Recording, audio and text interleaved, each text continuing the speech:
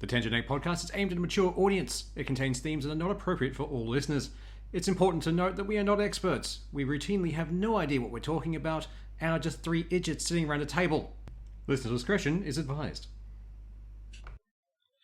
Well, welcome to Tangenetic Podcast. I'm Seth, and this week only Swoosh is joining me. Hi there! So, unfortunately, Dan's having a family emergency. Probably not looking like it's going to turn out too well, so unfortunately he's not available to record with us this week, but we have talked to him on Messenger, and he's doing okay for now. We're definitely thinking of him. Definitely. And we hope any of you who regularly listen to will send some good vibes his way. And unfortunately, that's not the only sad thing we have to talk about this week. It has been a week. Holy shit. Actually happened last week, and we could have talked about it last week, but I chose not to because it was still a little too much an evolving situation. Yeah. And now that we've had some time, I think we can talk about it at least a little bit. There was a mass shooting in Bondi, in Australia. It is the largest shooting we've ever had since Port Arthur. In which 12 people have died. 13, actually. I thought it was 16 from what I had seen, because 2 passed away in hospital. Last I saw... Okay, I haven't... Well, 12 were killed on scene. Yeah. I don't know necessarily about hospital deaths outside of the unfortunate... The man who actually wrestled the gun away from one of the 2 attackers did unfortunately pass away. Yeah, that was horrible. Editor Seth here, just jumping in real quick. It turns out that I misread some articles and the whatnot. There was a lot of various information floating around about this topic. And apparently the man is actually alive. He's going through multiple surgeries and hopefully will make a reasonable recovery, and we hope him all the best. Alright, back to the show. I will do my best to say his name, but I'm pretty bad at it. So, where the hell is that? Damn it, I had the article up. I am so annoyed at myself right now. I swear to God. I had everything up because I really wanted to say this guy's name as best I could. And now it's gone fucking walkabout. Not the time to be doing that.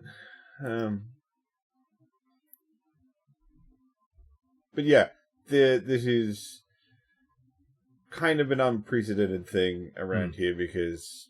It's been, 30 years since the last mass shooting we've had? The last one was Port Arthur. Yeah.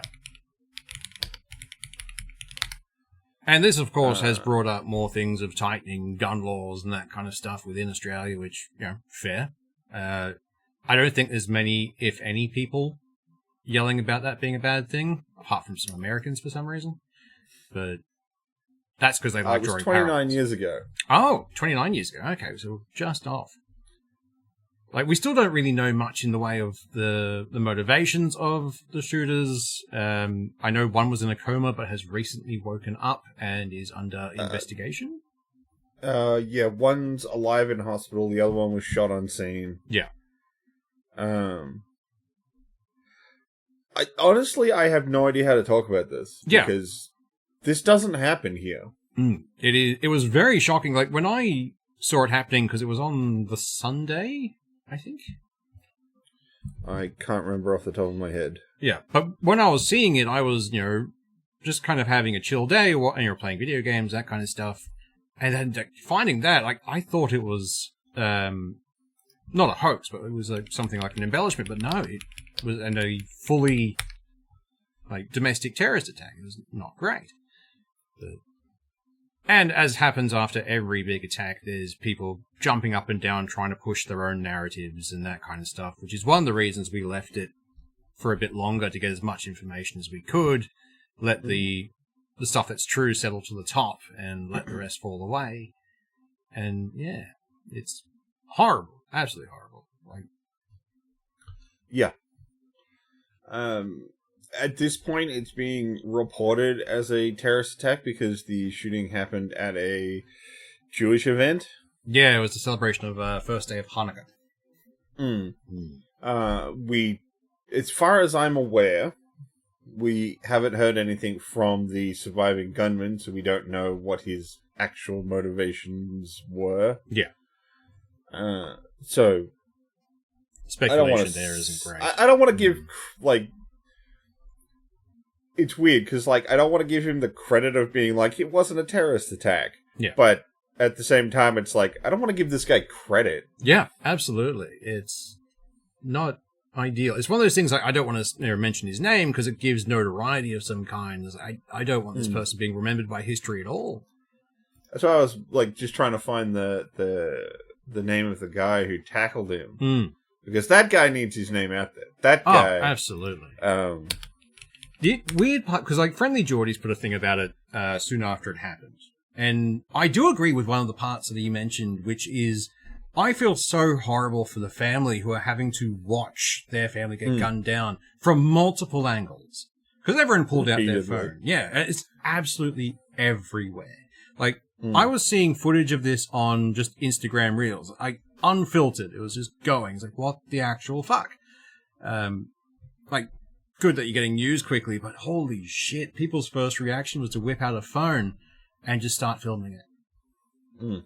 And I'm very glad that there were a couple of people who ran in to try and stop it. Like, a whole bunch of what's the word? Lifesavers and that kind of stuff got involved trying to help people, which was really weird because one guy tried to thank them on live air and was cut off, which was kind of horrible. That's weird. Yeah, it was a bit strange. Like, I'm assuming they were trying to wrap up the interview. But it's like, you could have given him, like, a couple more minutes. Like, that would have been fine. But yeah. The guy who tackled the dude was, and I'm really sorry to the Muslims, because I am gonna butcher this, but I'm gonna try. Ahmed Al-Ahmed, I think is it. Yeah. Could be Ahmed, but I don't speak the language. I'm very, very sorry. But that's the guy who tackled and got the gun away from one of the gunmen. Yeah. And the interesting thing that guy deserves all the credit. Oh, absolutely. For that. Because he got the gun from him, turned it on him, didn't pull the trigger, just told him to get down. Which is he could have amazing restraint. Like, well done. Like, that man is an absolute hero. Because it was being reported very early on. People were like, oh, this hero is like, and I was a bit confused, like, we're jumping in the gun there. Then I watched the footage, like, no, fuck that. Absolutely. Yeah. Like, that, if there's anyone who deserves that title, it was this man. Absolutely. But, yeah, it's one of those things, like, more information should hopefully come to light as the weeks go on and more investigation is done. I don't want to speculate on any motives or anything because we don't have that information, and wild speculation just causes more trouble for everyone. Well, we're already seeing it a bit. We're seeing pushback, like in the United States, using it as at least I've seen some politicians starting to use it as a springboard to push anti-Muslim rhetoric. Yeah, and others are saying, oh, see, gun control doesn't work. And it's like, but this is the first time in now 29 years that we've had something of this magnitude. Like, also, they had legally purchased guns. Yeah. They went through all the requirements, which is why the current government is looking to crack down further on gun control, which... the last time I heard, the big thing they want to do is decrease the number of firearms that someone can own. I read an article that was talking about it. Between the two guys, they had 6, and they used all of them. It was why they were able to keep up such a rate of fire. Yeah. And so, obviously, the next step would be, okay, you can't have that many guns. You need to have less. Which is fair. Look, man, I don't really mind, because I like living in a quite safe country. Absolutely. But yeah, it's... all of our thoughts go to the families and the people 100%. Who've been lost. It's an absolute horror show.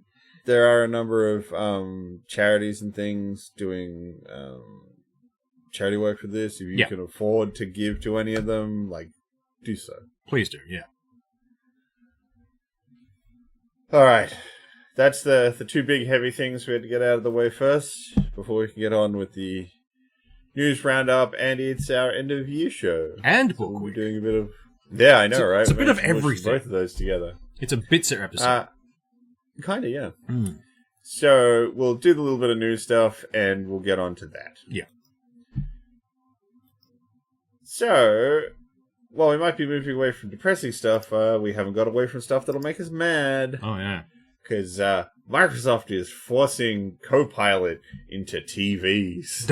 I saw that pop up, and I felt my blood pressure spike. Like, no, AI doesn't need to be in my TV. It already stares back as I watch it. So, yeah, apparently Microsoft has set up a deal with LG so that they can put Copilot on LG products. Why does it need to be on a TV? Because they have to find somewhere to put it. Alright, yeah, fair. It doesn't fit onto fucking computers, does it? Ugh. It's more... Well, so one, Microsoft's actually losing out in the AI race. It's going to lose its... It's about to be overtaken with Gemini. Yeah. So, of course, Microsoft's not happy about its baby AI being the one that's getting kicked off the top chart. And that's the fact that these AI programs aren't... No one's embracing them. Yeah. So, they're having to be like, we need to get something that makes it look like this is important and this is working. It's installed on 1 million LG TVs. Yeah, that looks important. That's a good number. It's a big number. We like numbers. Looks good on paper. Yeah. And, yeah, that seems to be the entire game plan. I just want them to cut their losses and bail on AI. I know they won't because of the sunken cost fallacy. Like, no big corporation that's funded it's going to back away from it. But it's not useful. It's okay, here's the thing. You're not just talking about, like, oh, someone's got to back out and just say they were wrong. Yeah. Microsoft alone, and they're not the only company in this position, has sunk something like $20 billion yeah. into this. They went in on AI. This is not a little bit of money that they've got to try and get back. Yeah. It's not like, look, we took a gamble, it didn't work, alright, we can just, and we're good. This is the kind of thing, like, just for the sake of us to have a conversation. Yeah. Let's assume the AI bubble pops, and Microsoft's just completely in the hole. Imagine how many services would go down if Microsoft is like, look, we can't operate anymore. We're 20 billion down. Your OS is fucked. Your cloud storage, your Office applications. Like, this AI bubble popping isn't necessarily like, oh, a couple fucking tech bros are going to get fucked. This is the kind of thing where, like, governments have to step in. Like, yeah, and if the government step in, all you're going to do is create a global recession. Yeah. Like, it's insane how much is now riding on the back of AI panning out. Oh, yeah. Like, we are all fucked on this horse. Like, we are all in this together, whether we like it or not. And I don't like it. I hate it. Because most people we know, at least, have been screaming about not wanting AI since its inception. The most I have used it for is building D&D encounters. And that's all I ever will use it for. Like, it got... But, like, you use it to read, like, 50 rulebooks for you and find all the monsters you want to use. Yeah. Like, that's in my eyes, a fun use of AI, because I'm not replacing myself as a DM, I am just enhancing my ability to find and build the encounter.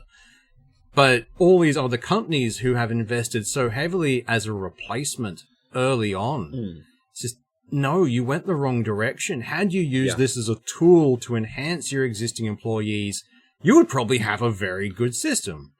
So, an example of that, actually, good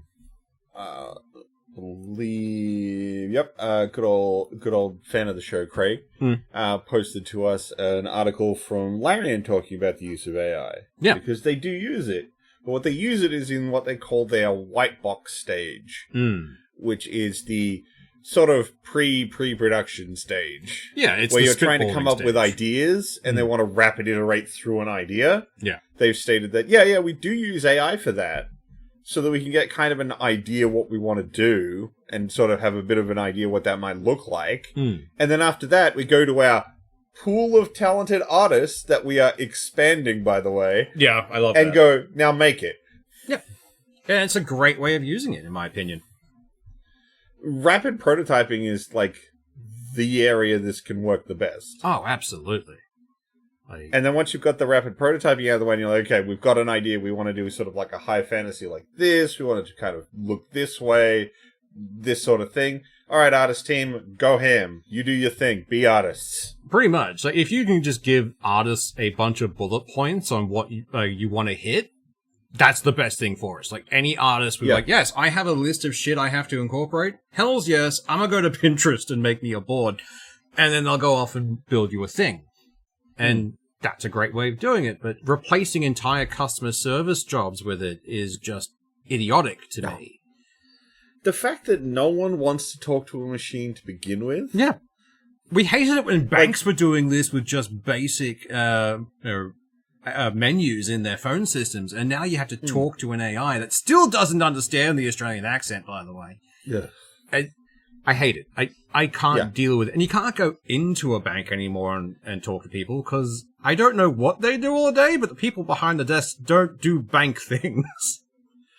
It's got to be the cushiest fucking job. Oh, yeah. They open at 10 and close at 3.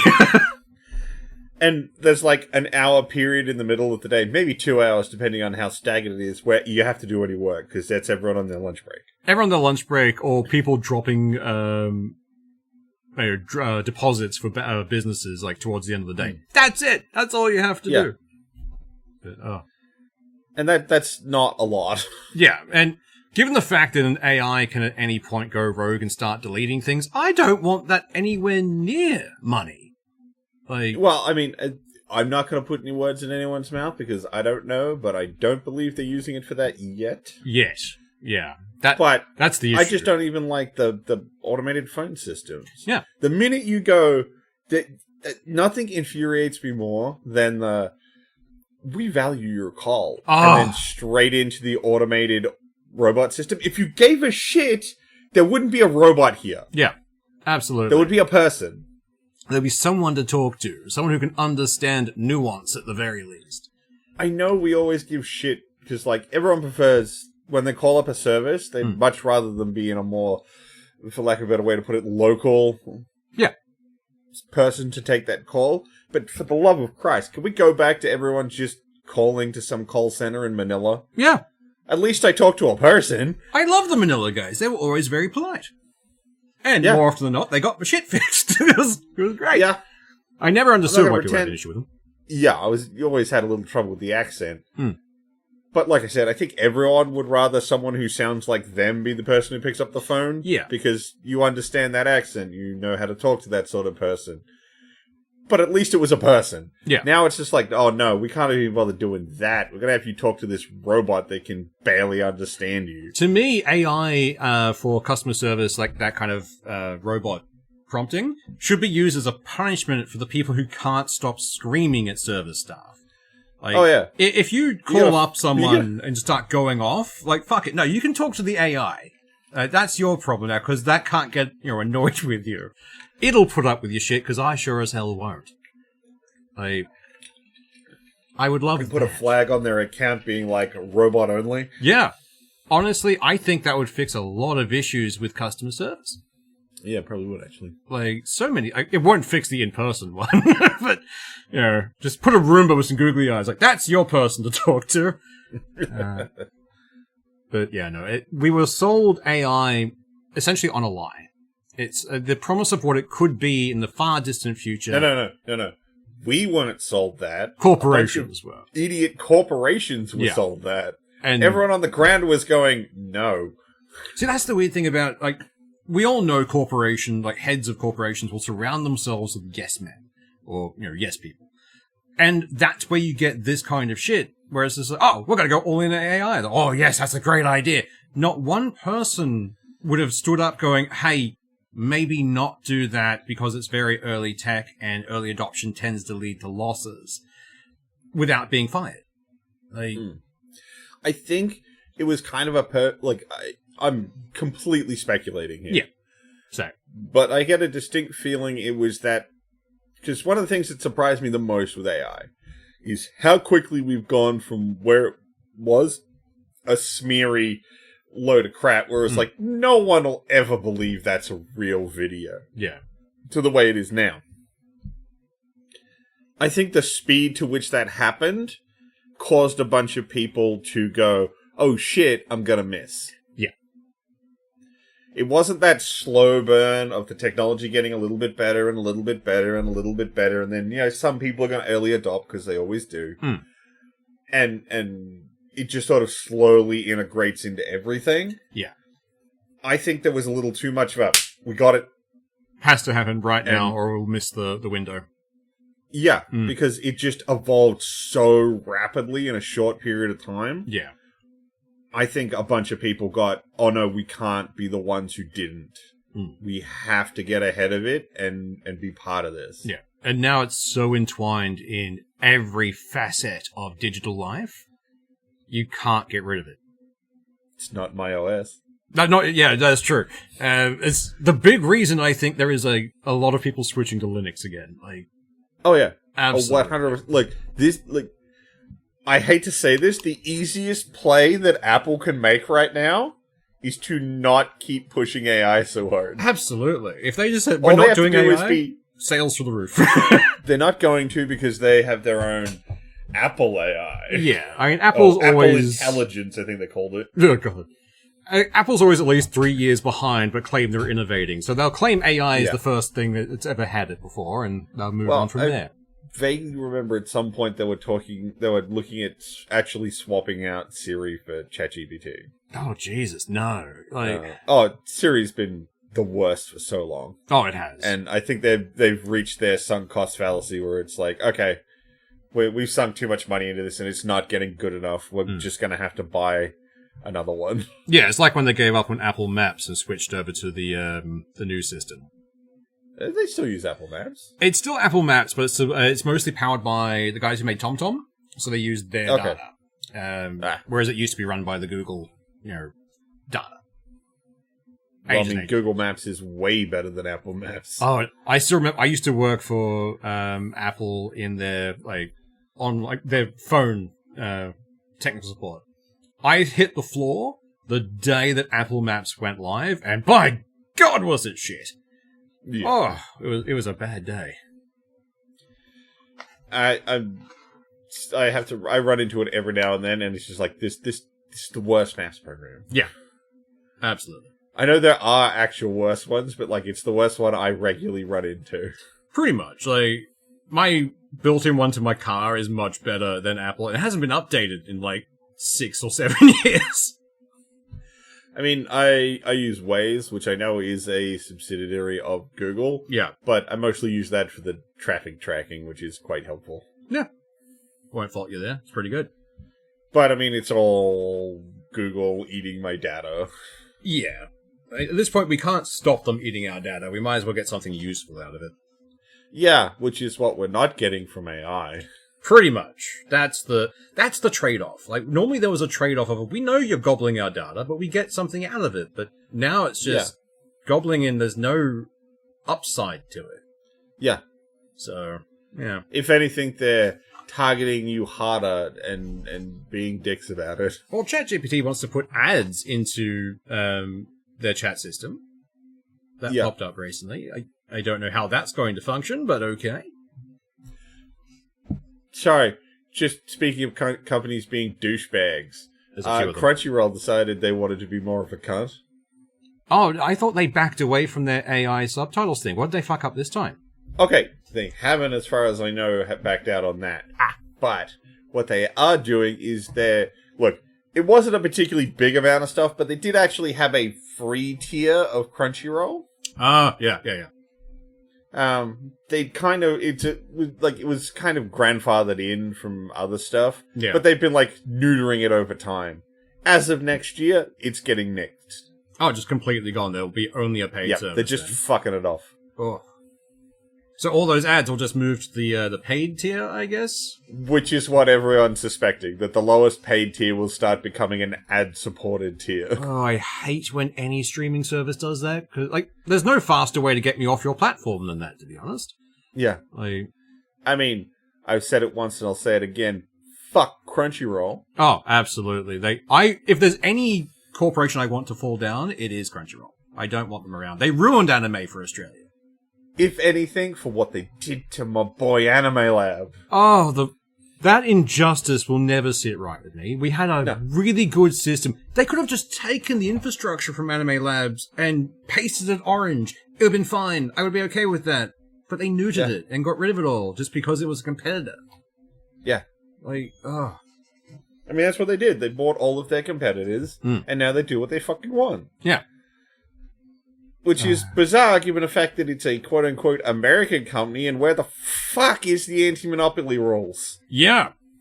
I mean, there should be something, because there's so many other monopolies out there that are, pretending not to be. Like, as much as everyone claims Coles and Woolies are not joined at the hip, I'm pretty sure they're owned by the same people. That's a monopoly in my eye. But, yeah. Long story short, AI bad. Yeah. And the fact that it's been forced into your TV is a load of bullshit. Absolutely. So, Arc Raiders actually did something good. I do like what they did with this. This is the matchmaking thing? Yeah. Yeah. So, unlike most games where the matchmaking is usually based off a skill system or something like that, because of the way Arc Raiders works, that really doesn't function. Yeah. So what they actually did is they measured how aggressive players are.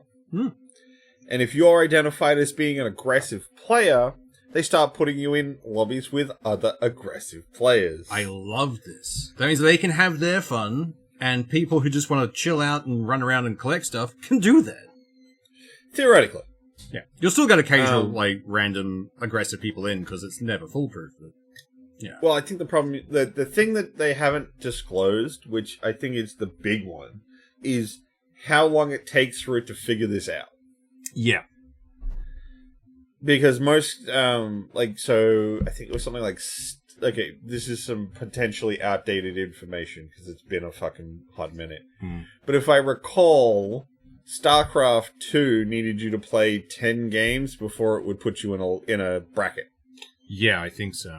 It's a good, set point. 10 is a decent milestone, I guess, but...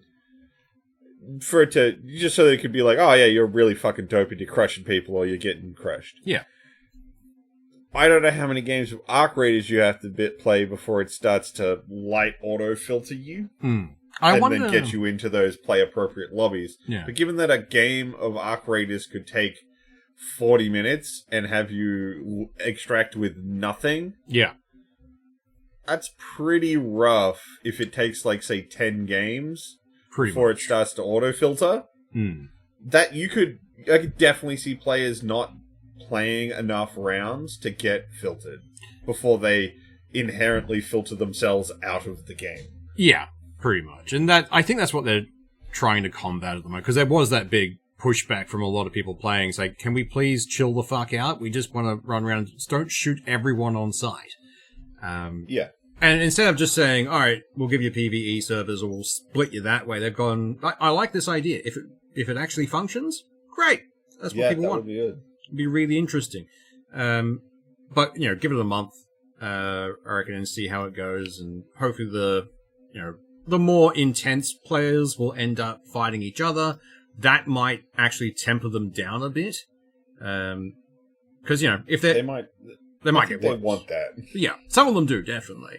But others who are just doing it for, the meme are going to realize, I don't want to be shot at every 3 seconds. I do need to progress. I want to get actual loot. So they might filter back through if it, picks up later. So if it's an evolving system, it'd be fun. Yeah. But they're kind of they're playing the cards a little close to chest. They've just stated that, yes, we are actually filtering based on aggression levels. Yeah. Interesting way of doing things. I like this. And the last thing I kind of wanted to hit before we got into the year in review we did miss one trailer at the Game Awards that we didn't talk about last week. Yeah. And it was one for something that I think is something I've wanted for a long time. We're finally getting another Star Wars racing game. Yay! It's the new racing one, it looks pretty good. Yeah. They're not just doing pod races this time. There's other ships. There's some swoop bikes you see in the trailer. It looks good. I mean, I want to do that. I like the racing. If it's underground racing, I'd be keen, because that was always one of my favorite things in like the KOTOR series. Occasionally you'd go into like one of the big cities and you'd have to do a swoop bike race. It was a bit clunky, but you could also attack each other, which was really fun. It's like, alright, cool. No rules. Alright, I have a blaster. I'm gonna shoot at this guy on another swoop bike. Like, I doubt they'll go down that route. I don't think they want to do that for their racing game. Probably not. I think you're just basically going to get a new pod racer game, but with different things. With pretty graphics and different kinds of ships. I don't think they're actually going to go down the more Carmageddon vibe. It's like Star Wars Mario Kart, but a lot more grounded. Because they did have a Star Wars kart racer at one point, which was horrible.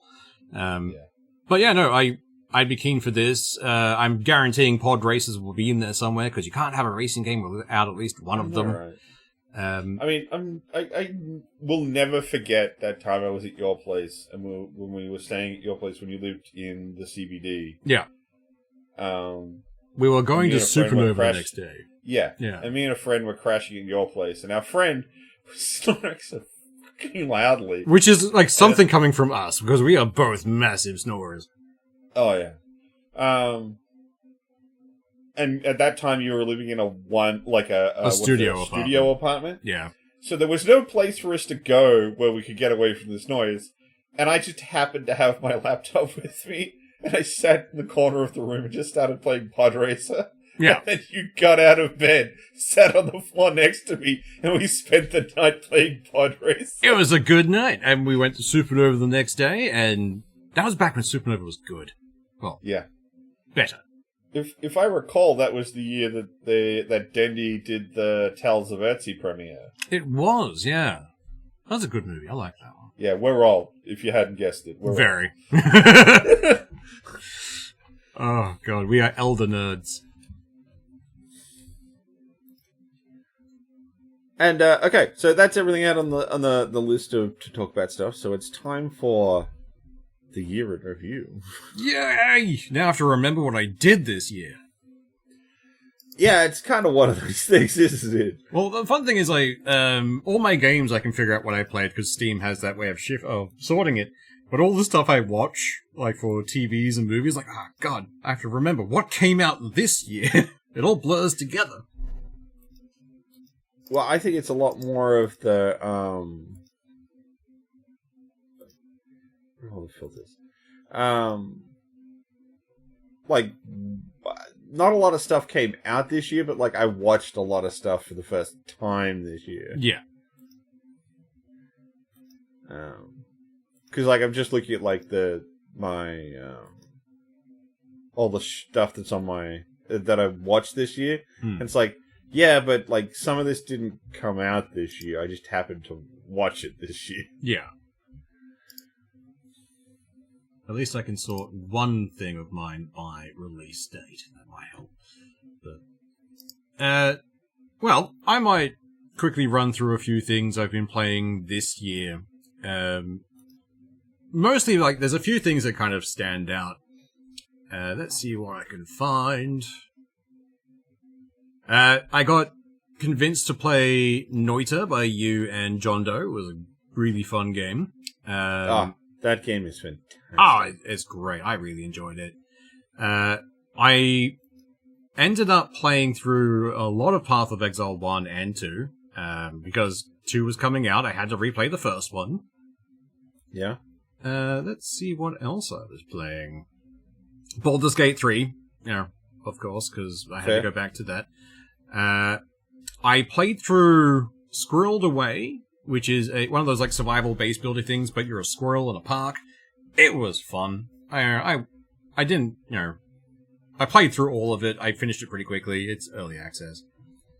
Then Then there was things like the Planet Crafter, which you can pick up very cheap at the moment, worth playing, just slowly terraforming a planet.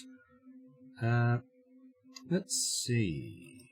I picked up the Shadowrun games very cheap, so I played through those again. Oh, those are fantastic. They're great fun.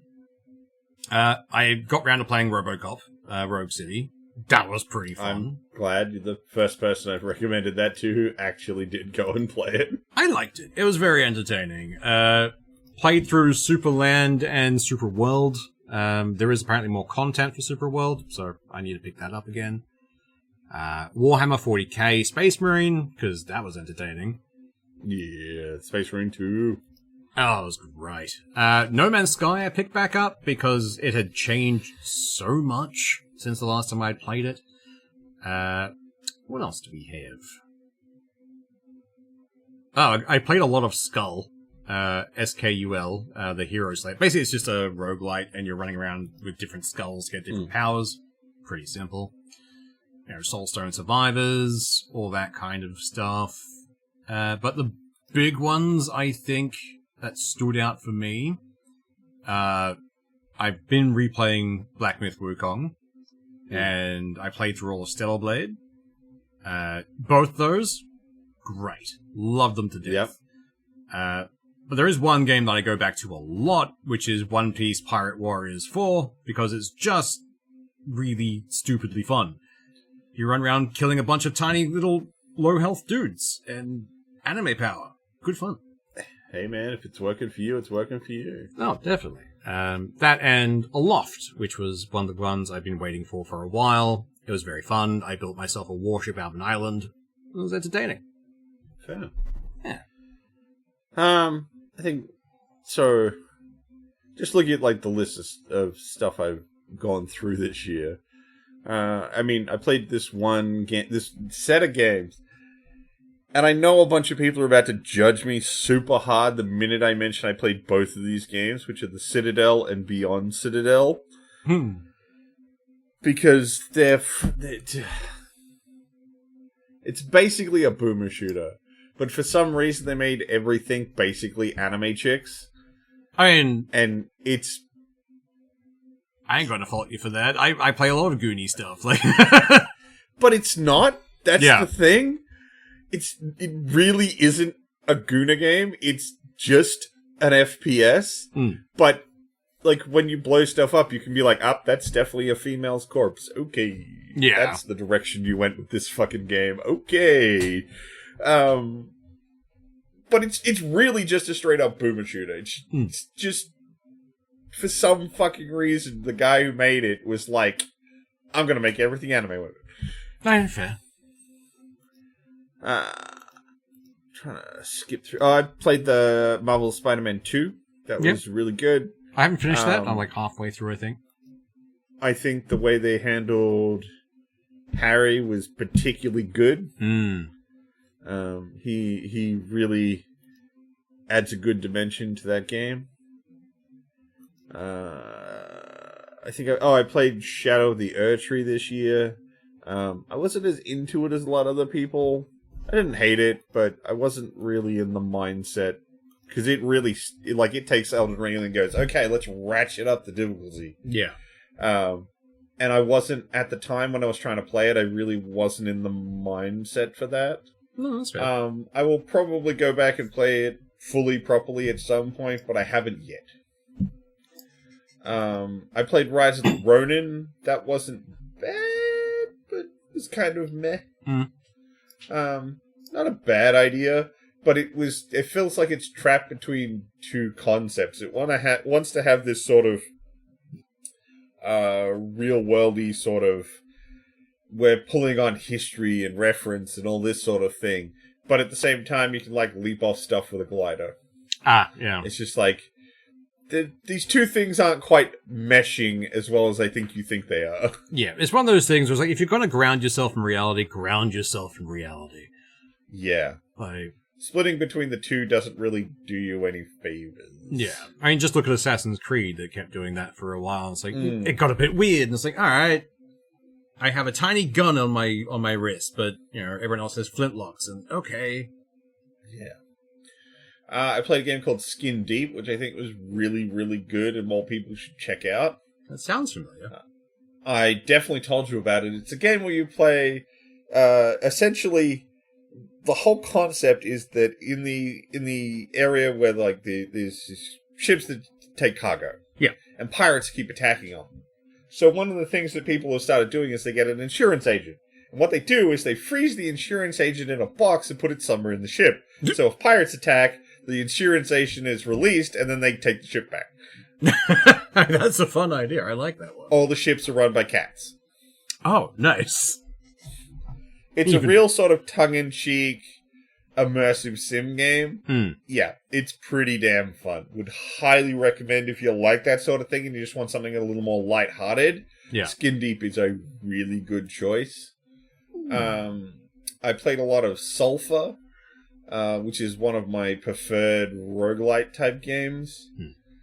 It's a FPS game. If you die, you lose all your gear, but you have a talisman that every, I think it's 4 levels, gets a charge that can return you to base. And you keep all your stuff. Nice.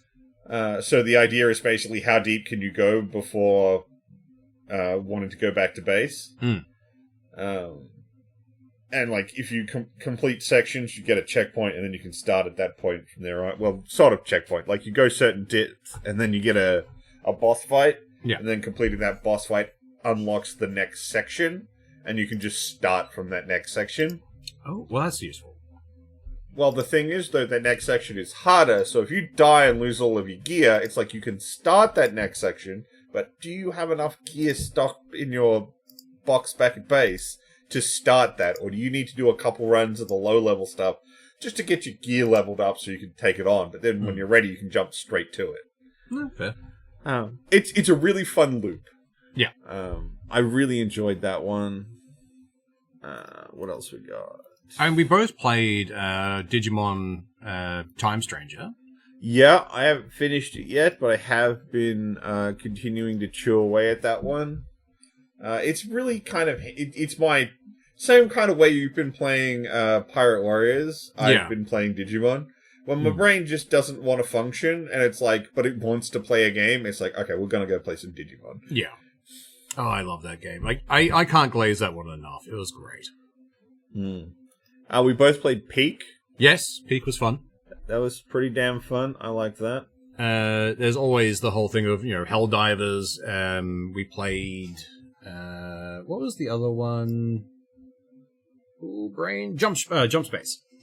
Oh yes, Jump Space. Jump Space is so fucking cool. We need to play more. If you want the crew of people flying through space doing scrappy shit, play Jump Space. Yeah. And the more players you can add to it, the more chaotic that shit gets, and it is fucking fun. I think the most we had was 5, and there was like a fire every 3 seconds. Yeah. Look, I will never forget that we were playing the game, and we ended up with, like, you get these, like, upgrades as you do your run, these little, plug-in things. Well, the artifacts? Yeah, artifacts. And they give you little bonuses. And one of the ones we got was your player weapons do more damage to spaceships. Yeah, if you're shooting from one of our friends walked out onto the hull of the ship as we're flying around and was just shooting people with his machine gun because he had all this extra bonus damage. It was the best. Fucking love. It was great because I was on the main guns for the ship. You were piloting. Meanwhile, our mate's just running around the perimeter, screaming into the void as he's shooting. So fucking good. Ah, great game. Would highly recommend. I think a lot of people. You need a bunch of friends to play Jump Space. Yeah. Like, you can play it on your own, it's fine. You can play it with a couple of people, it's fine. But I really feel that when you get up into that sort of like 4, 5, 6... I think the max is out at like 8. Yeah, which sounds terrifying to me after playing with 5 people. I can't imagine what 8 would be. But I find that as you raise the number of players, the more chaos happens, and that's where the fun is with Jump Space. I think 1 or 2 people, like, you can take a lot of people, don't get me wrong. Yeah. Fuck, why is my nose bleeding? That's not great. I don't know. The tip of my nose is bleeding for some reason.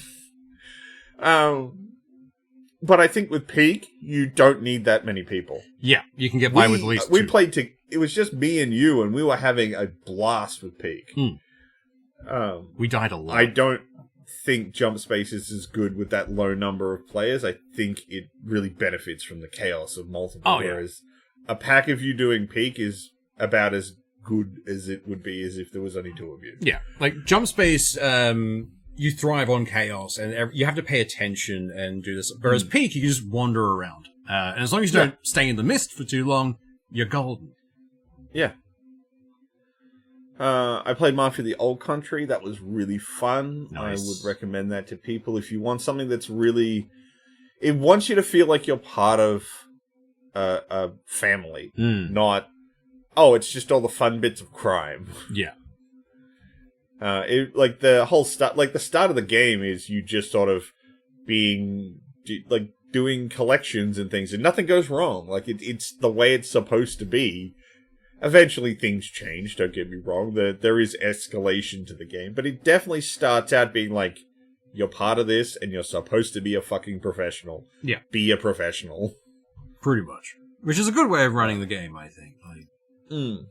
Good for I replayed Superland and Superland 6 Inches Under, which was the expansion pack that they turned into a standalone when they realized they'd made something bigger than an expansion pack. And I haven't played Super World yet. I do intend to, because those games are really fun. If you've never played the Super series, do yourself a favor. I have rarely played a game that is that simple that makes me feel that fucking stupid. Yeah. It's just a chill puzzle game, but occasionally it will humble you. It's like, okay, I am an idiot. Thank you. The one that always stands out in my mind, and I know we talked about this way back when we were sucking Superland stick the first time. There's an area where you need to get through a door, and there's no way for you to activate the door and go through it. Yeah. And I was doing it for ages, and there's an NPC near it that can give you clues. And the first thing he says is 95% of people can't solve this puzzle. And of course you're like, alright, motherfucker, I'm gonna kick this puzzle's ass. Yeah. And you try everything you can think of, and you're like, damn it, I can't solve it. And I talk to him again. And then he's like, yeah, most people have forgotten that you can spawn a cube. Yeah. And then I opened the door, put the cube there, and was like, I feel fucking stupid. I would judge you, but I did the exact same thing. I don't know how, like, none of the puzzles are that hard. Yeah.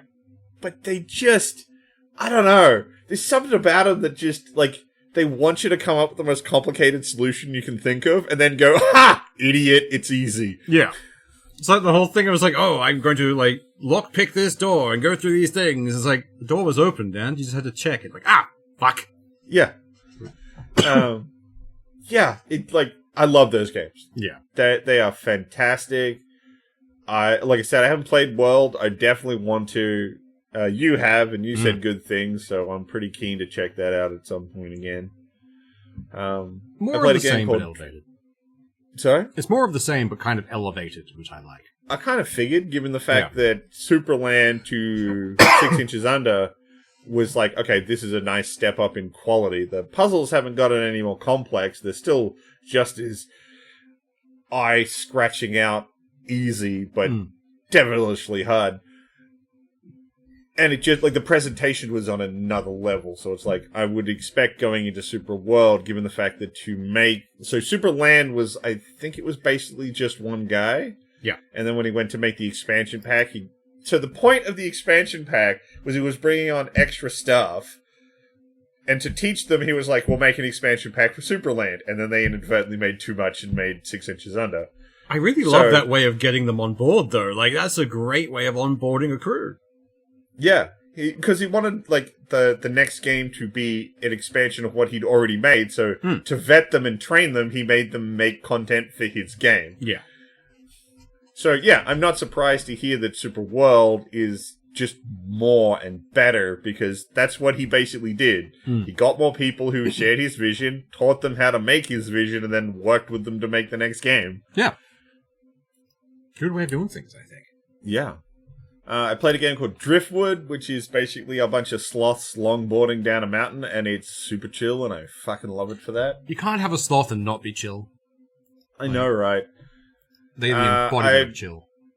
Still haven't gone back to, but do also intend to look back on doing Hell Is Us. I want to play that again, but like I gotta find a moment where I want to play it. That's fair. I know that's a weird statement saying I want to play it, but I gotta find a point where I want to play it. Oh, you gotta be in the right mood for certain games, I find. Like, I am a lover of craft survival kind of stuff. I know you and John Doe aren't as big on it. But I played things like, what was it? The Lord of the Rings one, Return to Moria. I quite enjoyed it, but I don't go back to it all that often. I played another one which is called Small Land, where you're playing like basically fey folk in trees and building stuff there. Great game. I love it. And it's one of the things I can go back to, but I have to be in that right headspace. Like, all right, I'm building a base, I'm doing stuff, I'm going to fetch materials. Like, it just transports me back to the WoW days of the grind. So that's fair. Yeah. I played through Silent Hill F. That was really good. I really, really like Silent Hill F. Would highly recommend. I know a lot of people are like, yeah, but it's not really a Silent Hill game because it's not in such... Shut the fuck up. It was excellent. It used all of the same kind of ideas that a Silent Hill game should. Other realities, unreliable narrators, all kinds of stuff. And when you really dig into some of the cultural context for some of the endings, it's like, wow, they said so much with so little. It's honestly amazing. Sadly, I'm a little bitch when it comes to horror, so I didn't play that one, but I heard good things. You watched me play it a bunch. I did. I jumped in on your streams. What was the other one I watched you play? Recently. A horror game? Yeah. Recently? Routine. Routine, yes. That was fun. I was about to say, played Routine. That was an amazing experience. I think it's worth it for the money they charge. It's only $30. I know some people would be like, $30 for 6 hours of game isn't enough. Fuck you. It was really quality game, though. I do have one gripe with it, though. The transition from the front half of the game to the back half of the game is not handled well. Yeah. So, the front half of the game is everything they advertised. Pretty much. With all the creepy robots and stuff as you're trying to take down the security system. To quote a friend of ours who was also watching, why do they have teeth? Yes. So scared. They got me a couple times there, but when they got into and the thing is, though, your character's sick. And one of the qualities of the disease is missing time. Yeah. So when you finish the first half and they want to transition into the second half, they just have your character pass out and then wake up in the second half. Oh, instead of having you organically go there or anything, they just go, missing time and move you to the other section. Yeah. No, fair. But I will still say that game got both of us at one point, where it was the arcade, and we were just nattering about something. As we walked by, because we were playing the arcade game, or you were playing through a couple, and as you've walked past it, it must have had the character death in the game, and just made a loud noise, and both of us just fucking freaked out. We got jump scared by a side portion of the game. I mean, some of the robots got me a bit. The big monster in the second half got me so many times. That thing was crazy. Oh my god. The thing about that one is the monster in the second half is capable of being invisible. Yeah. You can use your scanner gun to see it if you think it's around. It can be visible as well. It's not always invisible. Yeah. But that means that they can use it to jump scare you and then have it turn invisible, so you're like, is it still fucking here? Good. They did really good with their atmosphere. Oh, the atmosphere is absolutely impeccable. And I really loved the crunchy physicality they added. Yes. By like, you want to save your game? Well, you've got to pull up your gun and push the button on the side of it to make it connect to the system to save your game. Yeah. And I know it's not much, but it makes it feel more like I have to interact with the environment to do it. All screens, when you go near them, you get a mouse click and you've got to physically touch the buttons. Even the doors. And that was one of my favorite things. Like, anyone I watch play this, because I mostly watch you, but a few streamers have put things up for it. and just watching them panic as it's like, there's a thing, I can't get this to click the button! It's just, they juggled that so There was one time where I went into a room because the robots were nearby. No, sorry. What had happened is I didn't know if the robots could open doors. Oh, yeah, I remember so I this bit. closed the door on one of them and left him there. And then I ran into another one, which I was running away from. And I was like, okay, we're going to run back this way. It's okay. The other one's behind the door. And then it opened the door. And I'm like, oh, fuck, now there's two of them. Ducked into a side room, closed the door, and then I had the mouse clicker on the door close Sat button. there staring at this door button, waiting for the fuckers to open the door. It's like, you want to open it? I'll fucking push the button. I'll play this fucking game. But like, you wouldn't have that kind of... It's because I had to be right there, and you could see the clicker on the button, and it felt so much more, like, tactical. Like, not tactical, tactile. Yeah. Immersive is probably what I would say for it. It really did draw you into the game. Which, great. I mean, hell, the little gun thing you have has a screen on the back. You have to manually degauss it, otherwise it turns into an unusable mess. I loved that. That was amazing. So, yeah, it just creates all these like little things that you actually have to interact with to play the game, and they just... so rarely do I feel so in a place. Yeah, in the moment, kind of drawn into the story. Yeah. It was a very well done game. And we both, of course, played Clair Obscura. Yes. Really good game. Lovely game. I'm probably going back and play it again soon, to be honest. I'm not going to lie. With everyone talking about Clair Obscura again, I'm like, God, I really want to fucking go play Clair Obscura. Yeah. And I definitely think it rightly won all its awards, although one of the devs from Kingdom Come Deliverance does not agree. Well, he's allowed to have his wrong opinion. Look, he can have, like, you're allowed to be disappointed or sad that you didn't get it. Yeah. Get an award. But he stated, we were robbed. No. Fuck off. Yeah. Because in his opinion, so the category he's annoyed about is that they lost to Clair Obscura in the best RPGs category. Okay. And his argument is that Clair Obscura, you play these characters and it's very railroady. Our game, because this is Kingdom Come Deliverance 2, you basically get to create your own character, and it's big and expansive, and you can go and do what you want, and you can really role play in the setting. Yeah, but like, you have a different type of role-playing game to what Clair Obscura is. Clair Obscura is definitely going a little more down the JRPG route. But did you hear the bit I just said there? JRPG? Yeah. Which means it's still an RPG. The problem isn't necessarily that you lost to a thing you consider not as immersive as yours. It's that the Game Awards categories aren't great. They are. They're going to put all the RPGs together in one category, and while one may have more role-playing options, it may not be the one that actually wins. Like in our last one, we did mention, like, we don't like some of the categories. One of them is just the glorified MISC category. I think it's the action-adventure category. Yeah. Where all the adventure games just get crushed by an action game because they can't win that category. They can't compete against it. This is, that just seems like a stacked one there.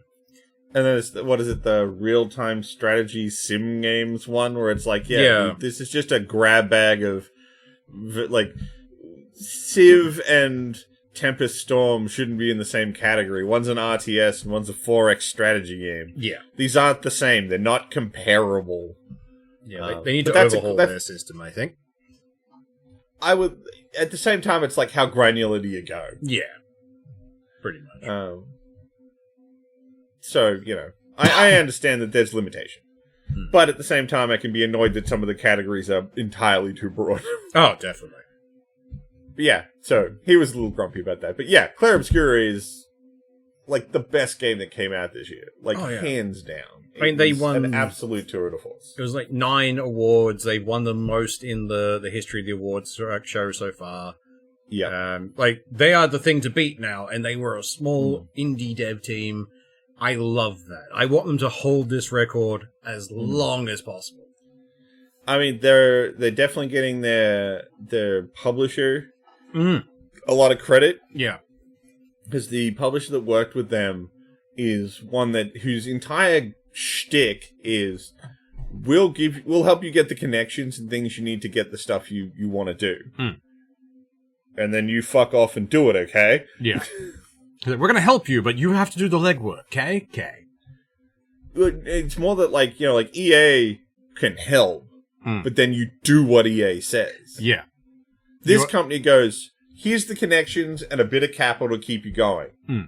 We get our cut.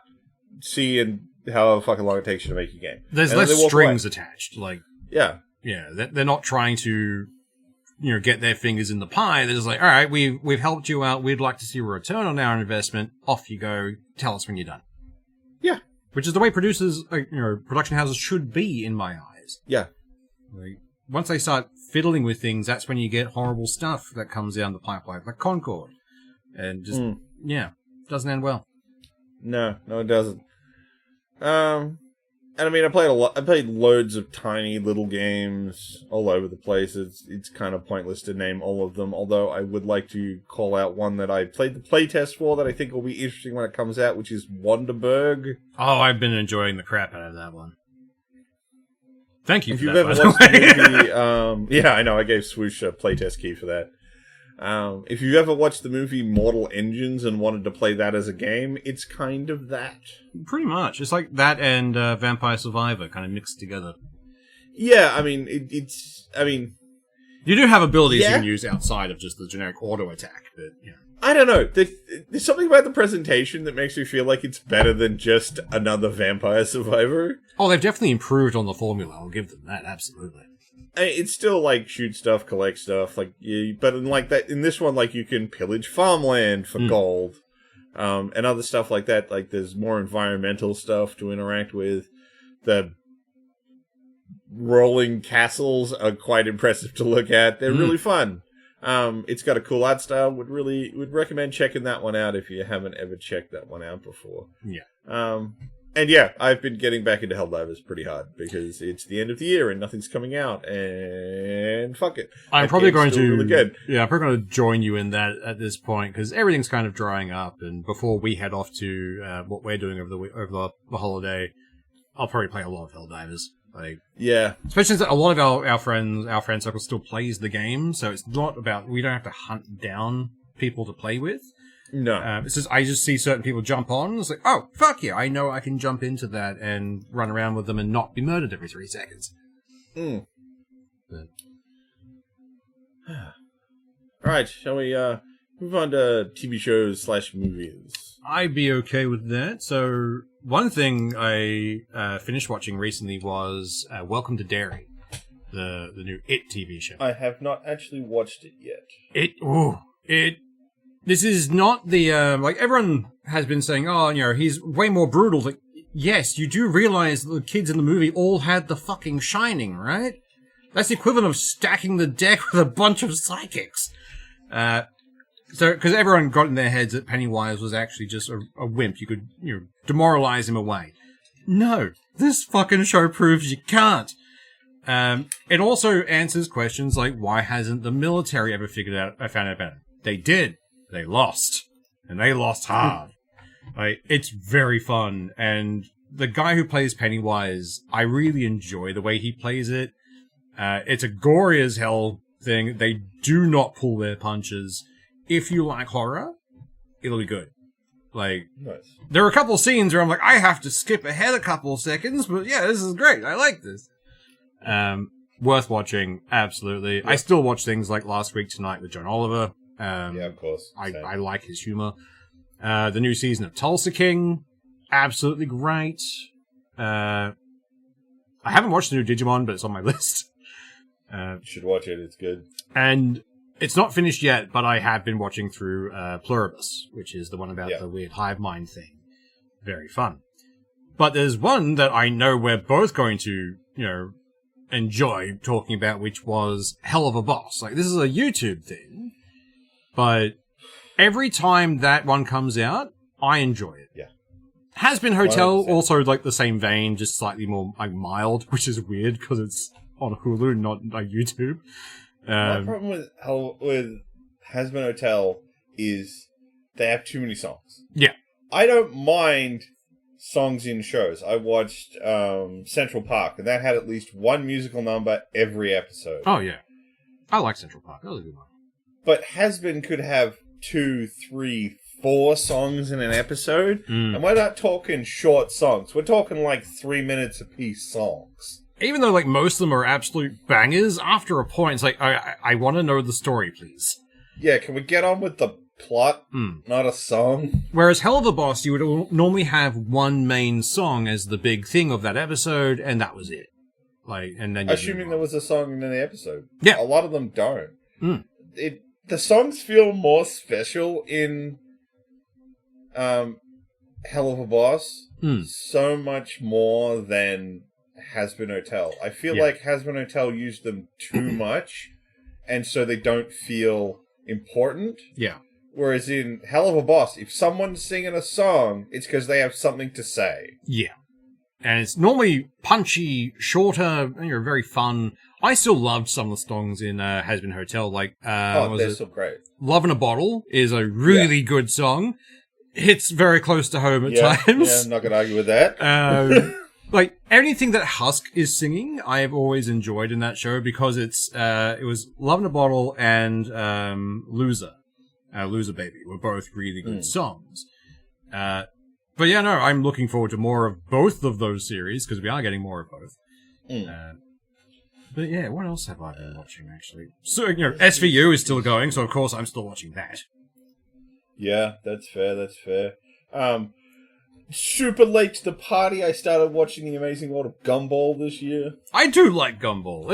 It's got some very interesting humor to it. The new Doctor Who, was pretty good. The second season of the most recent Doctor. Yeah. Gen V. Unfortunately, it's his last one. Yeah, I rather liked him. He was very fun. Oh, yeah. He was amazing. Gen V was fun. It's Gen V. That was good. Kind of like a weird baton pass between that and The Boys. Like, they set each other up and then progress from there. Yeah. Which I enjoy. Although, man, I hope it's the last season of The Boys. Yeah, they're getting to a point where they need to pull the pin. Did you ever see one called Interior Chinatown? No. Oh, it's a weird one. Like, it's one of those ones I'd recommend watching for shits and giggles. But essentially, it's a guy who's in a background character in a cop TV show, realizing he's in a TV show, and then it's just a meta bullshittery thing from there as it progresses him into a main character. It's weird. Did you ever watch, what is it, Kevin Can Go Fuck Himself? No, but I think you may have mentioned that at some point. So, for a reminder, what it is it's the same kind of idea. You're actually following a background character from a TV show. In this case, it's like one of those, like, Everybody Loves Raymond type sitcoms. Oh. So, the actual main character is the male lead's wife. Yeah. The thing is, anytime he's on screen, it's a happy-go-lucky, quirky TV show. Oh, I do remember seeing bits Once of he that. leaves, and the show focuses on the female lead, it gets dark. Yeah, no, I've seen clips of this. I forgot what it was called, but I'm going to have to look into that one now. Yeah, it's really good. And yeah, it's all about, like, the perspective of other characters in that sort of setting, where the main quirky dude keeps getting away with the most absurd shit, and what it looks like for the other character to deal with that. Oh, I like that mentality. That sounds like a fun, idea. Yeah, it reminded me when you said that, that cop one, with it like, oh, it's about the background character of a thing, and then they sort of become the main character. It's like, yeah, same thing happened in that other show. Nice. What else have I watched? Oh, literally anything that got released by Dropout. Oh, fuck yes. It's all fucking amazing. Game Changer, Make Some Noise, actual season of Dimension 20, their new show, Crowd Control. Crowd Control is very fun. Yeah. It's a little hit and miss based on the comedians. Yeah. But that's what I was expecting from that show, was sometimes it's going to be the kind of humor I like, sometimes it's not. Yeah. But I think it was, on balance, worth them having done, and I really hope they do another season. I think it was worth it. Definitely. I'm pretty sure it's getting renewed. Like, at least I very much hope so. Yeah. Well, look, the thing is, Dropout seems to, like, whole-ass everything they do. Mm. There's never been a show, I think they've done, where it feels like they didn't give it everything it could possibly have been. Yeah, they don't phone it in. And I think that's honestly because they have, having created their own streaming service, they've realized we have to give quality to keep people coming back. And it's working. Okay, so look, there was, what was it? There was one they did where the basic idea was they gave someone $1,000 and they could do whatever they wanted with the $1,000 to create an experience for the other contestants. Yeah. And that only got one season as far as I'm aware. But at no point did I feel like they went, look, this is a first season on a silly idea. I don't know if it's going to work. Yeah. Tone it down. No, the whole show for that one season felt like they went, okay, this was the pitch. This is what we're going to do. Do it with your whole ass or don't do it at all. Yeah. Basically, I think, I just love that, what's the main one? My brain's just gone dead. Game Changer. 20. Game Changer. That is just like a bunch of spitball ideas. Like, all right, let's do this. So and then you get spin-offs, like Make Some Noise. And it's like, this is amazing. And they've tested it, found it viable, and moved. It's a really interesting Crowd Control came from Game Changer as well. It did, yeah. It's a great way of, crowd testing new ideas. Yeah. I love the way they're doing things. Oh, 100%. Like I said, not a single show feels like it didn't get the fullest budget you could possibly have given that idea. Yeah. Do I think some of their shows are better than others? Sure. Yeah. But I like that because it means that there's stuff for other people. It's not just, what does Seth think is funny? Pretty much. No, there's lots of shows, lots of content. Like, I don't like the one they do where they create fake PowerPoint presentations for each other. I don't think that one's that fun. But it's popular enough that it's got multiple seasons, and clearly people enjoy it. So it's like, hey man, if it's your stick, love it. Absolutely. Go for it. And I love that Dropout made it, and that you get to watch it. What else did I watch? I mean, I've been watching the current season of South Park, which has been fucking killing it. Second season of Peacemaker was this year. That was pretty cool. Oh, yeah? Yeah, that was... I mean, I love Peacemaker. That show's just really good. Oh, they've given his characters so much fun development, and I didn't know where they were going to go with the new season with the alternate dimension, but God, it was I still fun. think the mic drop on that last episode's a little like, guys, why did you do that? Yeah. But it was like, the show is great, and I mean, John Cena's not wrestling anymore, so we might see him in more stuff. Yeah. Oh, I know one thing you definitely watched. Alien Earth. Yes, I did. Yeah. That show was fantastic. Again, little bit of a stumble on the ending because they really wanted to do a second season. Yeah. Which they have been confirmed to get, so we are getting that second season. Nice. But it's one of those things where it's like you had a bunch of stuff, it was all coming to a head, and then you sort of softballed it to allow for that second season, and I don't think that was the best idea. But it had some great episodes, some solid tension, good writing. I love the monster designs. Yeah, good. Great show. The fact that the alien can be in the show and not necessarily the most off-putting creature, given the fact that it was the T-Oculus, that pretty much everyone was like, that's the creepy thing. Yeah. It was too intelligent. That was the way. Yeah. Like, oh, God. Like, aliens are intelligent, but to me, they seem more cunning. Like, they're hunting and doing stuff. Whereas that thing was calculating. It's like, ooh, if I do this at the exact right time, I get the result I want. It's like 100%. Yeah.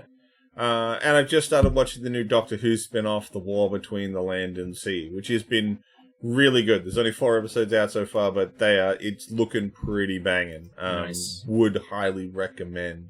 This is the last thing that's being produced between Bad Wolf Productions and the BBC. Yeah. After this, everything will be handled by Bad Wolf Productions to do with Doctor Who. But yeah, no, they threw a good budget at it. It's really fun. Would highly recommend if you haven't watched it yet. It's on my list. I have to finish watching that one.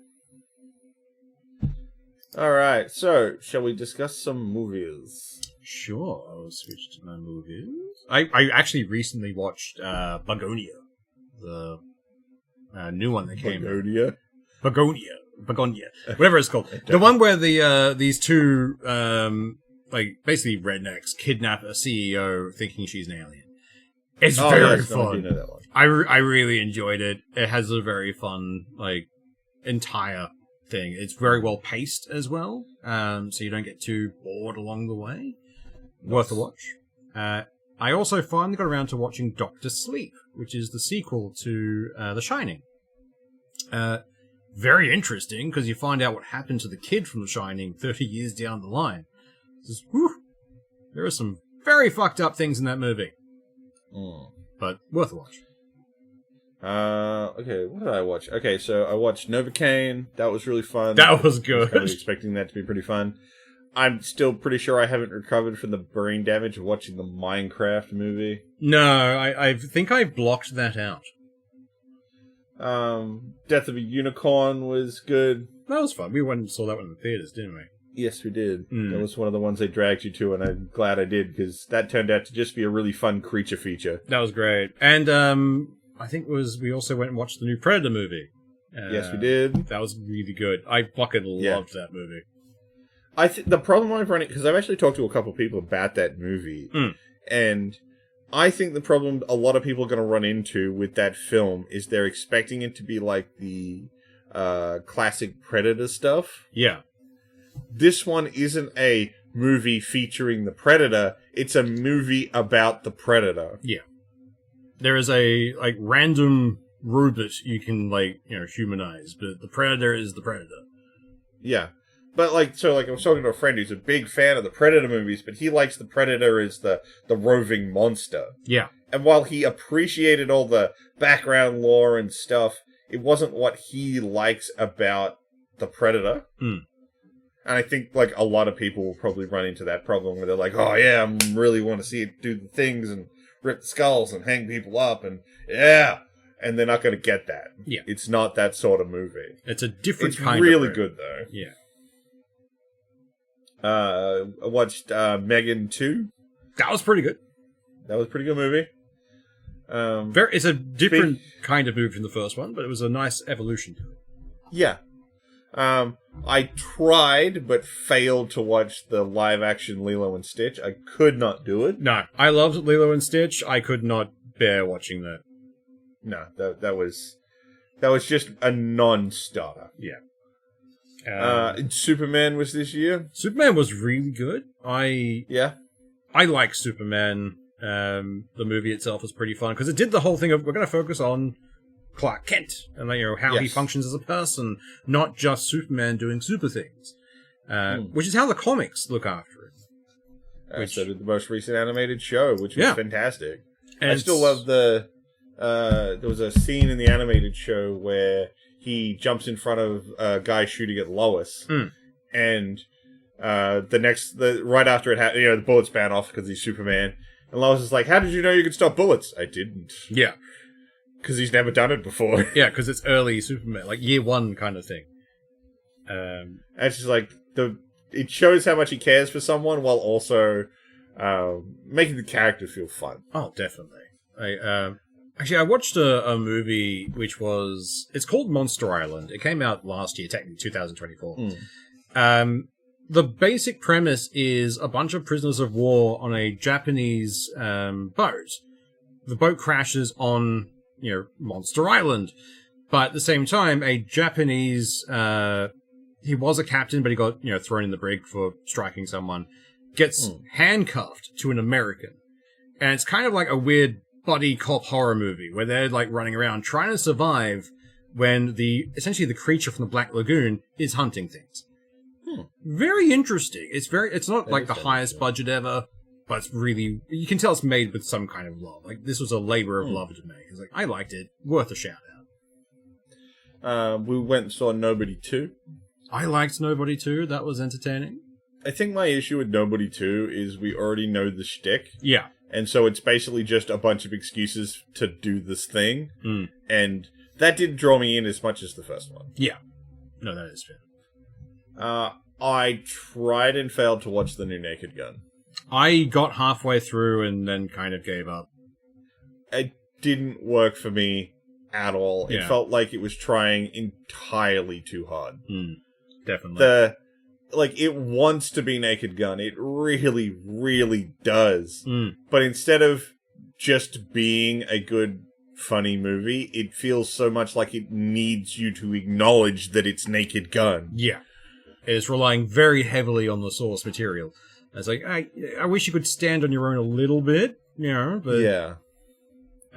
Did you watch one called Fountain of Youth by any chance? No, I didn't watch Fountain of Youth. It's a Guy Ritchie film. I didn't know he was, the director for it. But sorry, I cut you off. What were you saying? I did watch the new Knives Out, though. Oh, the Glass Onion? No, the new one. I didn't know there was a new one. Which one's that? Yeah, there's a third one. Where is it? Because I watched Glass Onion again the other day, thinking to myself, I want more of this. Yeah, there's a third one. It just came out recently. Ooh. And they're planning a fourth. Oh, I want more of it. It's a great fucking movie franchise. Knives Out, Wake Up, Dead Man. Ooh. Well, I'm gonna have to find that one. Really, it was pretty good. I actually liked it more than Glass Onion. Nice. Because the problem I had with Glass Onion, while it was I understand that Glass Onion was planning to be a lot more, a little more silly. Yeah. I don't think Glass Onion presented the mystery properly. I always think of a sequence where they show you Batista's character talking to someone, but you don't hear any dialogue. Yeah. So they set you up to think something's going on. And then later on they show you that exact scene again, but the dialogue's there. And then you know that it's nothing like what you thought it was. So it's like, but that doesn't feel right. Your framing is leading me to a red herring because you're not even giving me the information. Yeah. I think Wake Up Dead Man went a little bit more back towards the original Knives Out, where it was a much more... it will give you a lot of the clues, and you might miss the actual clues, and that's more interesting to me. Fair. But yeah, the director and the lead actor are in talks about doing a fourth one, so we'll probably see more of that. Hells yes, I am keen for that. What? Oh, did you get around to watching Sinners? Sinners. What was that one? So that one is a vampire movie where they go by the you can't get in unless you're invited. No, I haven't seen it. Very fun. It's a they set up a juke joint out in the middle of nowhere. So a bunch of people come, they're working stuff out, and these people turn up, try and get in, forced away, and then just unravels from there, and it's so much fun. Nice. We had the Fantastic Four. Yeah, that was an interesting one. I said it back when we were talking about it when it came out. There's something about it that I'm like, I would have liked this at an earlier point in my life. Not so much right now, but I don't know. There's just something about it that feels so out of time. There was Weapons. That was a good movie, although I disliked the bait and switch. That was a bit weird. I liked it, but it was, same as you. It was a bit weird at the end. I don't mind if it's more about the magic and the woman, but all the ads were what's happening with the kids. Yeah. And that never really is a thing. Pretty much. I watched Odd Thomas. That was really fun. I know that's a 2013 movie, but I only watched it this year. That was really good. Yeah, you put me onto that one. That was quite fun. Yeah. I watched the new... It's like, there's a whole bunch of movies in here which it's like, I feel like I got brain damage watching these fucking things. Like, I watched Tron Arise, and it was just like, this is about as creatively bankrupt as you can get. Yeah. It exists purely because Jared Leto made it happen. Yeah. Absolutely. He sunk a pile of his own money, so he got to play the best boy in the Tron show. I'm very glad that he is slowly being phased out of Hollywood now. Yeah, I know, right? And the last movie I actually sat down and watched is actually a really old movie from 1988 called Stand and Deliver. Oh, that is an old movie. I like that one. I'd seen lots of things that had referenced Stand and Deliver. And then I saw, I was fucking flipping through fucking Instagram and I saw a clip from it and I'm like, damn it, I really should watch that movie. And I did, and it's a good film. Even as old as it is, it tells a good story well. Yeah, absolutely. I watch a lot of just dumb movies. I like bad movies. So I shotgun a lot of stuff. But some of the ones that stood out for me, there was one called Ready or Not. It was back in 2019. I ended up watching it this year. But it's a woman who's marrying into like a famous family who are all about, they made their money on board games and gaming and that kind of stuff. And the ritual is, on your wedding night, you sit down, you draw a card, and you play the game. Oh yeah, I remember this one. If you get, hide and seek, they hunt you like a person, like being hunted. That was very fun. I did not expect it to be as good as it was. I got this guy, I was watching it, this will just be a laugh. It was pretty good.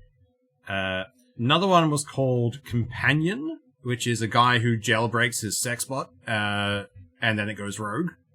It's kind of funny. And there was one I picked up, which came out this year, which I just like the synopsis. It's called The Gorge. And I remember this one. It's just two sniper posts on, other sides of this little gorge. And their job is kill anything that comes out of this gorge. That's it. That's the premise. That's a great premise. The movie does very well. Cool.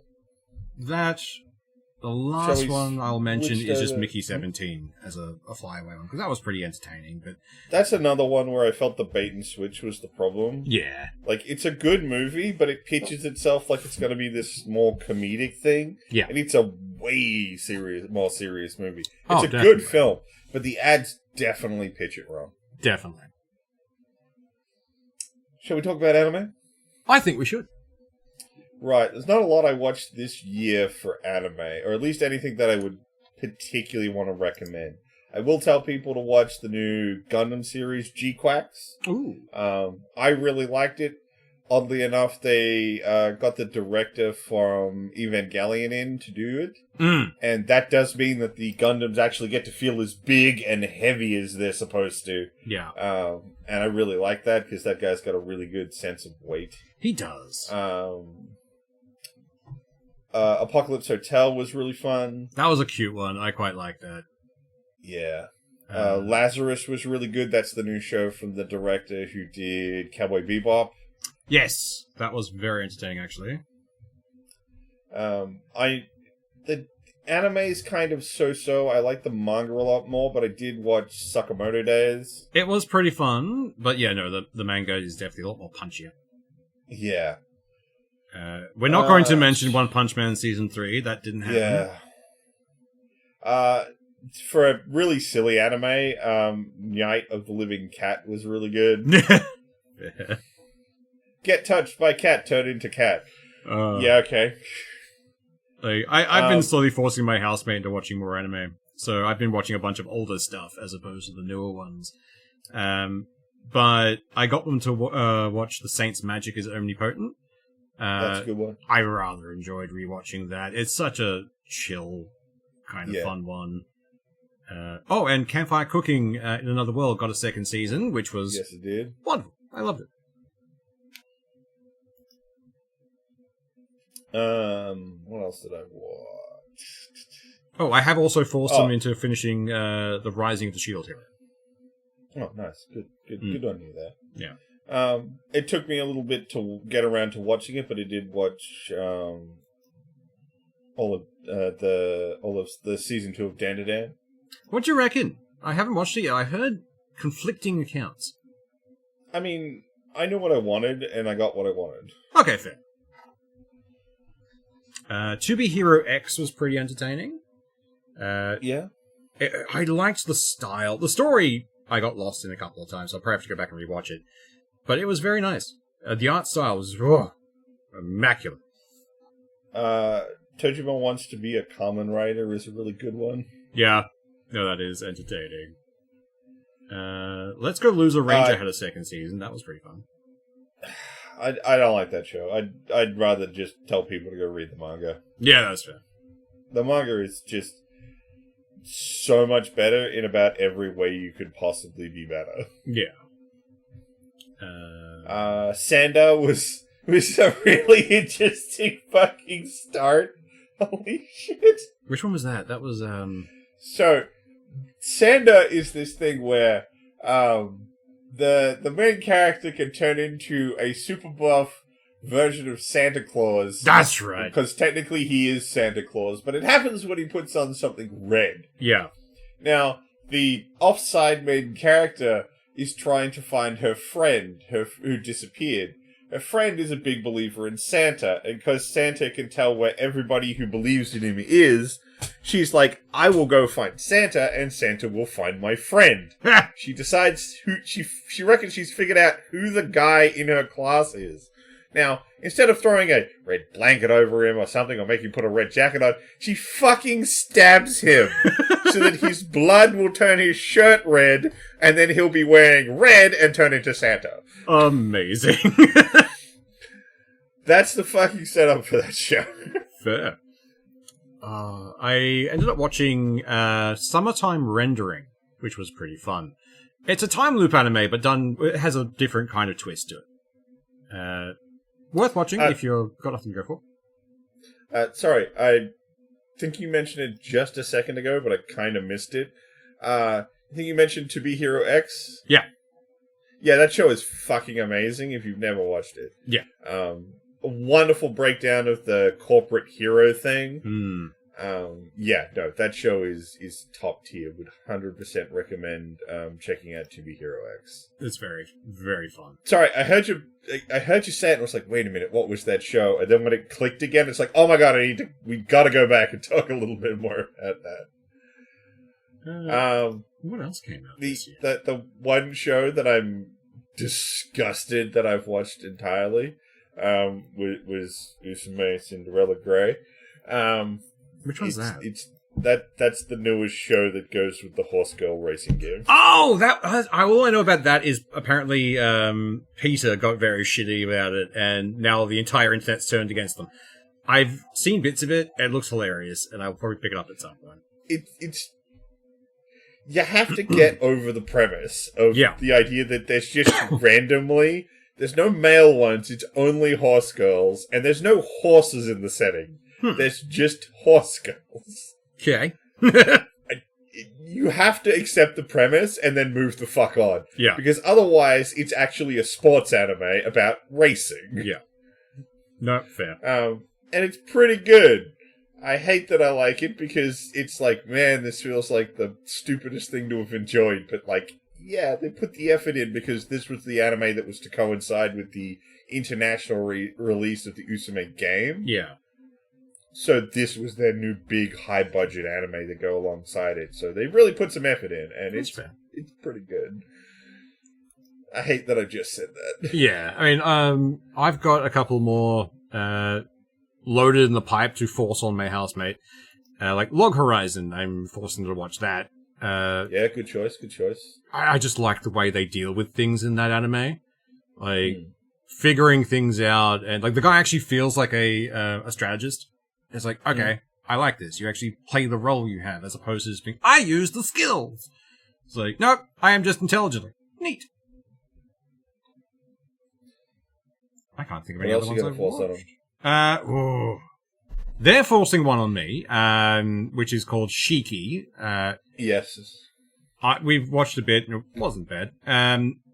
Secrets of the Silent Witch was pretty fun. It's a slice of life thing where one of the like big saint level magic users is just really anxious around people, and gets forced to go back to the school that she started undercover to protect like a prince. It's just adorable. I hate that I like it so much, but I do. Depending on what sort of shows you want to show them, have you considered showing them Tower of God? Oh, yes, that is definitely on the list. Tower of God was a really fun one. Odd Taxi?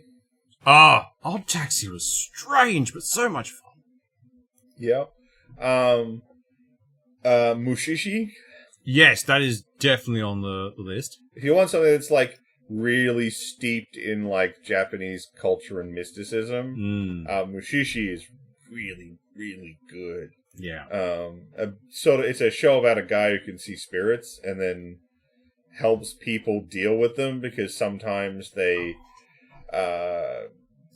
the spirit creatures can get caught in people and cause problems. And his entire job is to help people release them and not be bothered by them. Yeah. It's really, really good. I love Mushishi.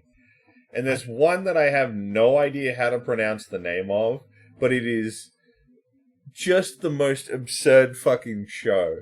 I'm gonna really try here, and I'm gonna butcher it horribly. I'm straight up telling you. Moyashimon? That sounds Moyashimon. It's about a guy whose special power is that he can see molecules. Oh. And all the molecules have, like, different dumb faces and act different, and it's really silly. And he goes to a culinary school. And, like, he can literally see the yeast on a barrel of beer that's too much yeast, and it's going to ruin the beer, because he can literally see the molecules. Ah, interesting. It's a really fun show, but it's very odd. I haven't really recommended it to too many people, but I thought it was a fun, silly concept for a show. Actually, speaking about anime where people can see spirits, there was one that came out, I think it was 2020-ish, Meiruko-chan, which is a girl who just overnight can suddenly see spirits. But she's I remember that. freaking the fuck out. Like, if they see them, I can see them, they will start coming at me. And just watching her have a midlife crisis at, like, 16. Yeah. That's always fun. That was a good one. I like that one. And also, Jobless Reincarnation, I'll probably force on them at some point. Oh, yeah. That's a good one. It's fun. Every time we go through the stuff I have, they're like, oh, what's this Promised Neverland? Like, no. We're not doing that. We're not doing that right now. You can look at that on your own. I don't want to go through that again. If you like the superhero corporate thing, watch the OG one if you never have, Tiger and Bunny. Ah, Tiger and Bunny. That shit is legit. It's so much fun. That I'll have to force on them as well, I think. When is that show from? Fuck. That's old. That's early 2000s, I think. 2011. Oh, okay. Little newer than I thought it was. First ever advertisement for Pepsi Crystal. Yeah, that's right. I love that. Have you seen The All-Devouring Whale? No.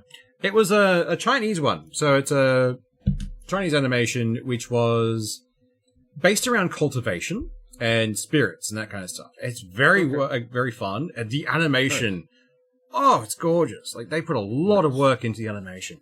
Especially since it's all to do with, like, water as well. So they get that right. Right.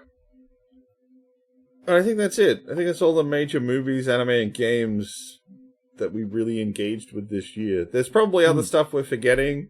If there was anything good that you know of, feel free to comment. We'd love to hear. We need more recommendations. But we've been going for a while, and we've still got to do books. So. Yeah. We may have to split this one in half and just make it a bonus thing later. Nah. End of year extended long episode. I'm not doing that. Fair enough. Right, so we did Able-Bodied Soldier? Called Able-Bodied Soldier last month. So what do you think? I enjoyed it. It was a very base oorah sci-fi mech thing. It was pretty fun. I did like that this is like the first generation of mechs. And they're like, oh, these aren't airframe, therefore we'll just fill it with flyboys, nothing but pilots. And then it's because it was originally an Air Force project. Yeah. And then the Air Force scrapped it, and the Army picked it up. Yeah. That's why all the flyboys came over, because they were the only people who were all trained on the damn They knew what they were doing. And meanwhile, like, they finally bring in just generic infantry guy who had lost his legs. And And going from that was very interesting, because at no point do they just replace his legs. They're like, No. oh, here's a mobility frame. We've got like essentially a Segway that you can be on. Go from there. But the fact that he has to teach a bunch of flyboys how to be infantry, and he makes a lot of good decisions. Things like when they go for their big test to prove they're a functional unit and would be useful. It's like, cool, I'm going to be in the air. It's like, but you suck in the air. It's like, yes, and you suck on the ground, which means you're on the ground for this.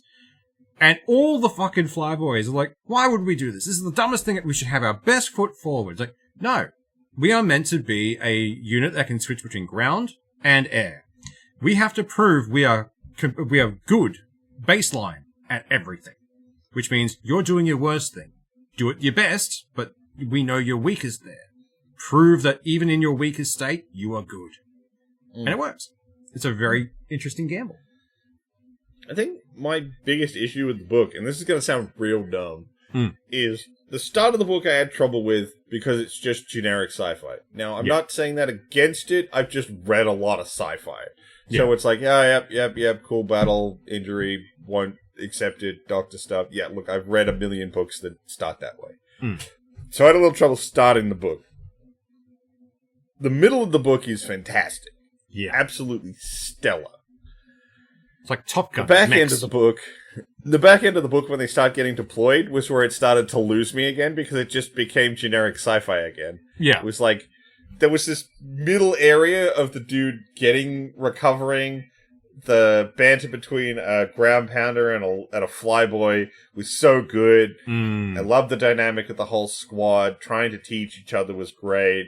Like, I loved all of that stuff, but the two ends of it are just generic sci-fi. And it was like, this isn't a great start, and this isn't a great ending. Not because they're bad, but because I've read this so many times. Yeah, pretty much. I would agree with that, absolutely. Like, the ending wasn't bad, it just felt a bit lackluster for... Like, I loved the middle so much. Yeah, I wanted more of that. Peak. Yeah. I just like the fact that the world felt complete, because they had things like the Moonies, which is what they called the guys who were on like the lunar colony who turned against humanity. It's like, that sounds like something we would call people from the moon. Oh, yeah. That sounds like an almost slur. I like this. But, it's worth listening to at the very least. It was 100%.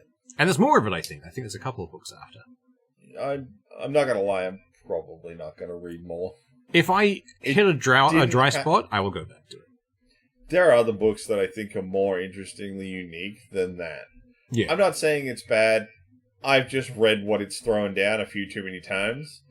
And so reading a whole other book of I've kind of read this, but it's just a different flavor isn't probably going to do it for me. I'd rather go read one of the other continuations that we've got from some other book. Like I'd read the...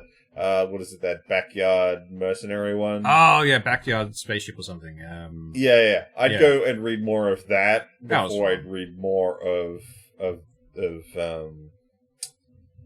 Able-Bodied Soldier. Yeah. And that's not a condemnation. That's just... If you haven't read sci-fi, it's going to be really good for you. Oh, it's a great entry point to it. I've been reading sci-fi since I was 10. Yeah. I've read this book before. I've seen this one. Alright, so Swoosh, you've got the pick for the Christmas-January period. I do. I couldn't find anything specifically Christmassy, so I figured, bugger it, I'll just go for some sci-fi, because I am in that kind of mood. Look, man, I'm the only one who has a requirement for one of theirs. I have to pick a spooky book for spooky season. That is fair. But I tried searching for a Christmas book. You know, it's Christmas. I'll find something. It's all Hallmark movie books. It's like, I don't want to read a book about a woman cheating on her partner. So I've gone with sci-fi, and I have chosen a book called Slow Gods by Claire North. It seems interesting. So I'll run through the basic, synopsis. And I'm going to butcher this name because I am also very white. My name is Mawakuna something, and I'm a very poor copy of myself. In telling my story, there are certain things I should perhaps lie about. I should make myself a hero, pretend I am not used by strangers and gods. Did not leave people behind. Here is one truth. Out there in deep space, in the pilot's chair, I died. And then I was reborn. I became something not quite human, something that could speak to the infinite dark, and I vowed to become the scourge of the world that wronged me. This is the story of the supernova event that burned planets and felled civilizations. This is also the story of many lives I've lived since I've died for the first time.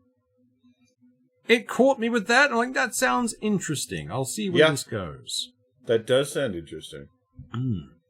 So it doesn't give me much else from that, but it's a space opera. It notes itself as hard science fiction, which I've not run across before.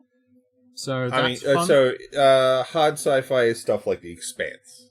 Oh, so it's more grounded kind of thing. Yeah. It's gonna have less fanciful. Well, that blurb suggests it's not hard sci-fi. Yeah, I was gonna say. But yeah, generally hard sci-fi tries to ground itself much more in a real world, real physics environment. You're probably not going to have a lot of FTL or space technology that's almost magic. There's going to be a lot more like inertia as an element of flight and that sort of thing. That's hard sci-fi. Excellent. But yeah, it caught me with the last one, which is the supernova event, burnt planets and felled civilizations. Like, yeah, all right, I'm in. This sounds entertaining. Yeah, that does. But yeah, that'll be out. All right. Well, we are and truly out past an hour. We've done well. So I think we'll start wrapping things up. But that is our last episode for we do have something special that will be coming out on Christmas Day. Special. We've been working on it in the background, and we really hope you enjoy it. This is the last full episode for the year. We'll see you in January. I don't think we've locked down what date we're starting back up, but I will post it on the Facebook page, so keep an eye on that for when we'll be back. But we very much hope you have a very merry holiday season and a safe New Year's. Absolutely. Before we run away, though, both myself and Seth will be running around the Woodford Festival with Drinking and Dragons this year. If anyone happens to be there, the week after we put this up, feel free to drop by and find us at the D&D station. But we'll be around. But, don't meet your heroes. Yeah, no, you probably walk past and go, who are these fucking idiots? And there's just us giggling in the corner about something stupid. Yeah, highly likely. Unfortunately, we couldn't drag John Doe with us, but maybe in the future. So, that's it. We will see you again in January. Y'all have a good one. Bye.